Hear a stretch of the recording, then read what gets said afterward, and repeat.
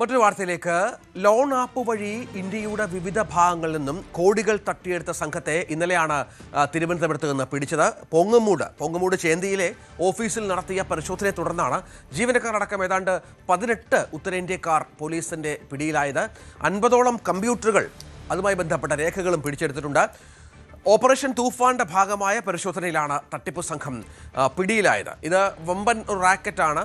പലപ്പോഴും പല ആളുകൾക്കും ഇത്തരം ലോൺ തരാമെന്ന് പറഞ്ഞ് കോളുകൾ വരും. അതിനുശേഷം ഇവരുടെ ഡേറ്റാസ് ശേഖരിക്കും, ഇവരുടെ പേഴ്സണൽ റെക്കോർഡ്സ് അടക്കം ഇവർ കൈവശപ്പെടുത്തും. അതിനുശേഷം ഭീഷണിയാണ്.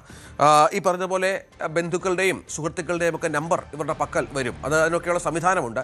അതിനുശേഷം പണം അടച്ചില്ലെങ്കിൽ, ഭീമൻ പലിശയാണ്, പണം അടച്ചില്ലെങ്കിൽ പിന്നെ ഭീഷണി, അതുപോലെ തന്നെ തട്ടിക്കൊണ്ടുപോകൽ അടക്കമുള്ള ഒരുപാട് പ്രവർത്തനങ്ങൾ നടത്തുന്ന ഒരു ഏജൻസിയാണ് എന്ന് വേണം മനസ്സിലാക്കാൻ. മലയാളികളായ പലരും ഇതിൽ അനുഭവ പരിചയമുള്ളവരാണ്. നേരത്തെയും പല പരാതികൾ വന്നിട്ടുണ്ട്. അരുണ്, ഇതിപ്പോൾ ഒരു വമ്പൻ റാക്കറ്റാണല്ലോ. 18ഓളം ഉത്തരേന്ത്യക്കാർ ഇത്ര കാലമായി നമ്മുടെ സംസ്ഥാനത്ത് തിരുവനന്തപുരം സിറ്റിയിൽ വളരെ പ്രധാനപ്പെട്ട ഒരു സ്ഥലത്ത് ഇത്തരം ഒരു തട്ടിപ്പ് പ്രവർത്തനങ്ങളിൽ ഏർപ്പെട്ടിരുന്നു എന്നുള്ളത് എത്ര ഗുരുതരമായ വീഴ്ചയാണ് നമ്മുടെ ഇന്റലിജൻസ് സംവിധാനങ്ങളെ സംബന്ധിച്ചിടത്തോളം. ഇവരുടെ വിശദാംശങ്ങൾ ലഭ്യമായിട്ടുണ്ടോ? ഇവരുടെ തട്ടിപ്പിന്റെ രീതി അതെങ്ങനെയാണ്?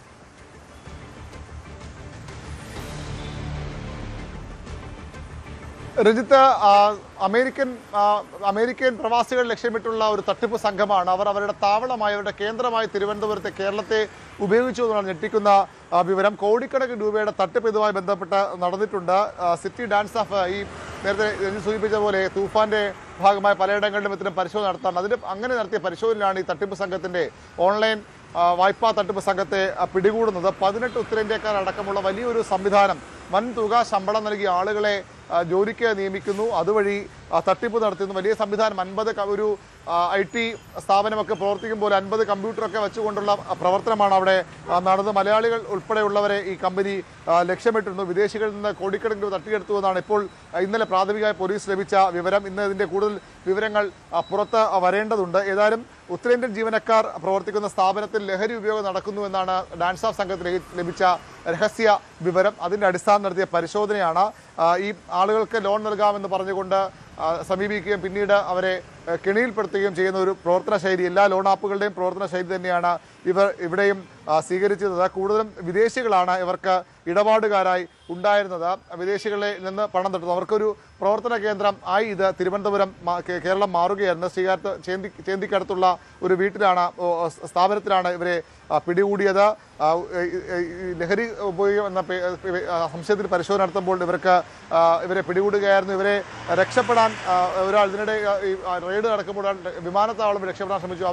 അയാളെ അവിടെ പോയും പോലീസ് കസ്റ്റഡി എടുത്തിരുന്നു. അങ്ങനെ ഇതുമായി ബന്ധപ്പെട്ട വിശദ പരിശോധന, എത്ര കോടി രൂപയുടെ തട്ടിപ്പ് നടന്നിട്ടുണ്ട്, മറ്റാർക്കൊക്കെ പങ്കുണ്ട്, മലയാളികൾക്ക് എത്ര പേർ ഇതിനകം തന്നെ ഈ കെണിയിൽ വീണിട്ടുണ്ട് തുടങ്ങിയ കാര്യങ്ങളിലൊക്കെ വിശദമായ പരിശോധന നടത്തുകയാണ് ശ്രീകാര്യം പോലീസ്. വലിയൊരു തട്ടിപ്പ് മാഫിയ എന്ന് തന്നെ പറയാവുന്ന തരത്തിൽ, അതും കേരളം കേന്ദ്രീകരിച്ച്, തലസ്ഥാനം കേന്ദ്രീകരിച്ച് പ്രവർത്തിച്ച മാഫിയ, ഓൺലൈൻ തട്ടിപ്പ് മാഫിയയാണ് ഇപ്പോൾ പിടിയിലായിരിക്കുന്നത്. അവരുടെ കൂടുതൽ വിവരങ്ങൾ വരും മണിക്കൂറിൽ പുറത്തു വരും.